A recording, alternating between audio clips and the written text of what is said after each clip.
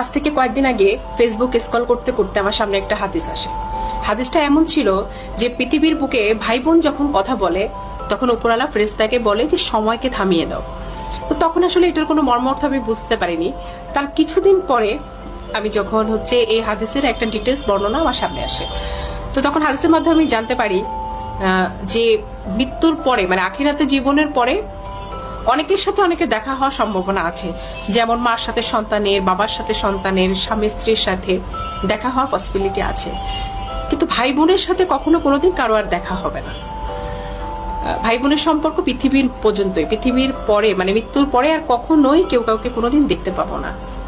বিশ্বাস করেন, এই কথাটা শোনার পরে আমার মনের মধ্যে এক ধরনের যন্ত্রণা আমি অনুভব করছি যে পৃথিবীর পরে আমি শুধু আমার ভাইকে দেখতে পাবো বা আমি আমার বোনকে দেখতে পাবো, মৃত্যুর পরে আর কোনোদিন ওকে আমি আর দেখতে পাবো না।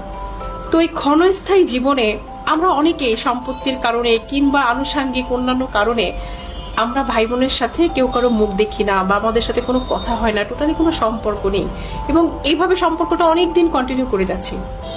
তো তাদের উদ্দেশ্যে আমার একটাই মেসেজ, সেটা হলো যে যে সম্পর্কের স্থায়িত্বকাল এত কম, সেই সম্পর্কের মধ্যে এত বৈরিতা না রেখে আমরা আমাদের সম্পর্কগুলো সুন্দর করে ফেলি।